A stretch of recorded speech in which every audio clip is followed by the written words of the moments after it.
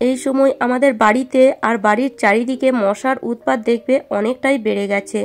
আর এই মশা যখন আমাদেরকে কামড়ায়, ডেঙ্গু, ম্যালেরিয়া, নানান রকম রোগের সৃষ্টি হয়। আর এই মশার হাত থেকে বাঁচার জন্য আমরা বাজার থেকে মসকুইটো কেমিক্যালযুক্ত ওষুধ কিনে আনি, কিন্তু সেটাও তো আমাদের শরীরের পক্ষে একদমই ভালো না। এর যে একটা গন্ধ, সেটা তো আমাদের একদমই সহ্য হয় না। অনেকেই এই গন্ধের জন্য শ্বাসকষ্ট হয়। তো আজ আমি তোমাদের জন্য মশা তাড়ানোর একদম ঘরোয়া পদ্ধতি নিয়ে এসেছি, যেটা যদি ইউজ করো শরীরেও ক্ষতি হবে না আর মশা একদম ঘর থেকে দূরে চলে যাবে। তো এখানে প্রথমে আমি নিয়ে নিচ্ছি রসুন। আর এই রসুন দিয়ে যদি একবার মশা তাড়িয়েছ, মশা কখনোই তোমাদের বাড়িতে আর প্রবেশ করবে না। তো এখানে এতটা রসুন কখনোই লাগবে না, মোটামুটি 6 থেকে 7 কোয়া এরকম রসুন নিলেই হবে। তো রসুনগুলো যদি খারাপ হয়ে যায় তাতেও কোনো ক্ষতি নেই, রসুনগুলো ছাড়াতেও হবে না। বাস একটা হামাদিস্তা নিয়ে নাও আর রসুনগুলো তার মধ্যে দিয়ে ভালো করে একটু রসুনগুলোকে থ্যাতো করে দাও। রসুনের যে একটা কড়া গন্ধ, সেটা কখনোই মশার সহ্য হয় না। তো মশা ওই জন্য রসুনে যদি গন্ধ থাকে সেই বাড়িতে কিন্তু আর থাকে না। তো দেখো এইভাবে রসুনটাকে থ্যাতো করে দিতে হবে। আর এই রসুনের সাথে সাথে আর কিছু জিনিস দিতে হবে।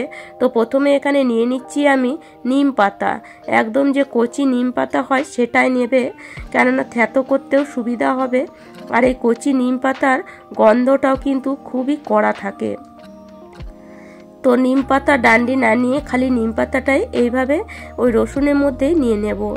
নিম পাতারও যে কড়া একটা গন্ধ, সেটাও কিন্তু একদমই মশা সহ্য করতে পারে না। আগেকার দিনে দেখবে নিম পাতার ধুয়ো দিয়ে মশা তাড়ানো হতো। তো সত্যি কিন্তু সেই ধুঁয়োতে মশা চলেও যেত।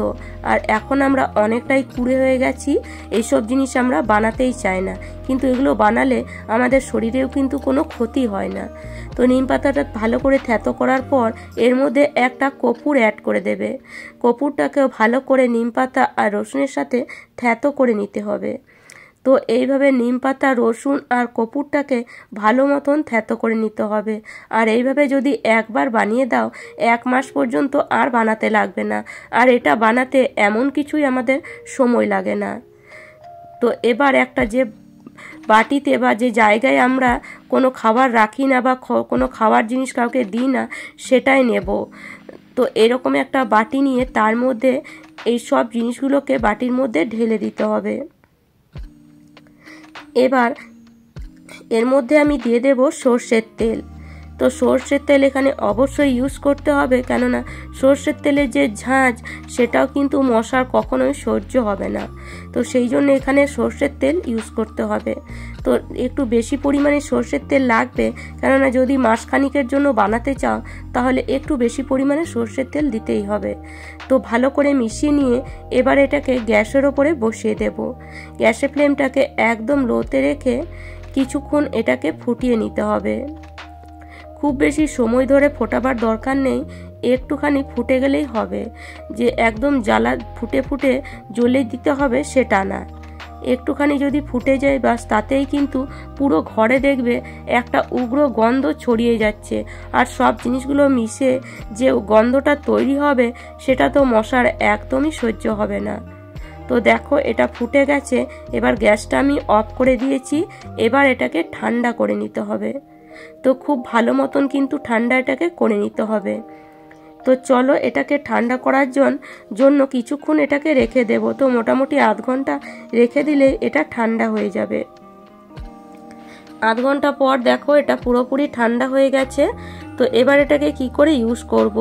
এরকম মর্টিন বা অল আউট বা গুড নাইটের কৌটো তো আমাদের বাড়িতে আছেই।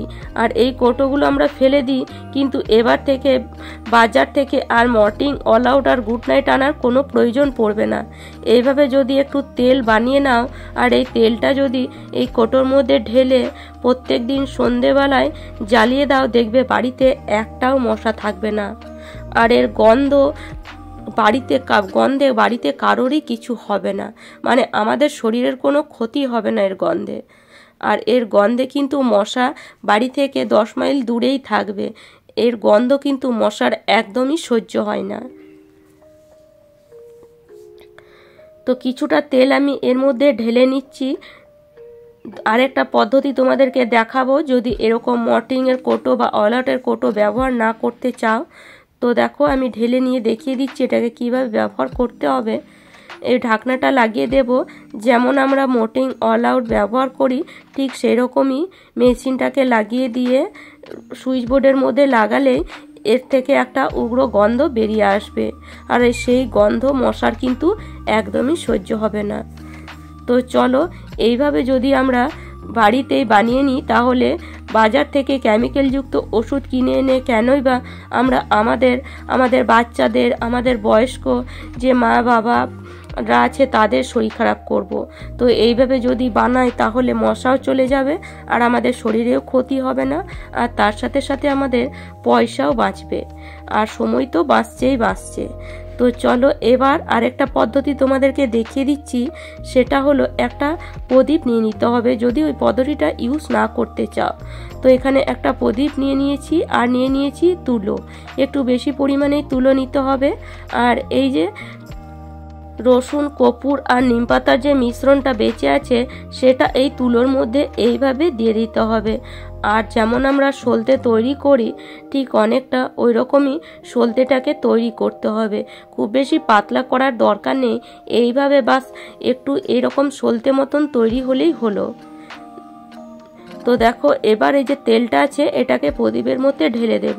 আর এইভাবে বানিয়ে যদি প্রত্যেক দিন সন্ধেবেলায় পুরো ঘরে জ্বালানো হয়, তাহলে দেখবে 3 থেকে 4 দিন পর বাড়িতে আর একটাও মশা আসছে না।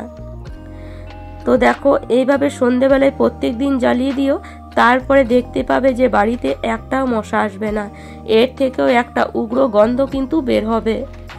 এই যে আমরা জ্বালাচ্ছি এটা থেকেও একটা উগ্র গন্ধ বেরিয়ে আসবে, আর সেই গন্ধে মশা কিন্তু বাড়ি থেকে পালিয়ে যাবে। আর 3 থেকে 4 দিন যদি আমরা এটাকে ব্যবহার করি, সেটা মর্টিনের কৌটো হোক বা এরকম প্রদীপ জ্বালানো হোক, দুটোই কাজ করবে। 3 থেকে 4 দিন একবার ব্যবহার করে দেখো, তারপরে দেখবে 3 থেকে 4 দিন পর আর একে জ্বালাতে হবে না, মানে বাড়িতে আর মশা আস্তে আস্তে একদমই কমে যাবে। তো প্রত্যেক দিন সন্ধেবেলায় এইভাবে পুরো ঘরে একটু কোনায় কোনায় দেখিয়ে দিতে হবে। তো এইভাবে যদি তোমরা প্রত্যেক দিন করো মোটামুটি 3 থেকে 4 দিন, তাহলে বাড়িতে আর মশা উপদ্রব একদমই থাকবে না। আর বাড়ির সাথে সাথে বাইরের চারিদিকে বাথরুমে এটাকে দিয়ে দিতে পারো, তাহলে দেখবে বাড়িতে যে কোনায় কোনায় যে মশাগুলো থাকে সেগুলো বেরিয়ে আসবে, আর বাড়ি থেকে মশার উপদ্রব একদমই আস্তে আস্তে কমে যাবে। তো আশা করি আজকের টিপসটা তোমাদের কাজে আসবে। আর আমার টিপস যদি তোমাদের এতটুকুও ভালো লাগে তাহলে অবশ্যই লাইক করো, শেয়ার করো, আর আমাকে কমেন্ট করে অবশ্যই জানিও। যারা আমার চ্যানেলে নতুন বন্ধু হয়েছো তারা প্লিজ চ্যানেলটিকে সাবস্ক্রাইব করে নিও এরকম নিত্য নতুন টিপস পাওয়ার জন্য। তাহলে চলো বন্ধুরা, আজ এই পর্যন্ত। ভালো থেকো, সুস্থ থেকো, ধন্যবাদ।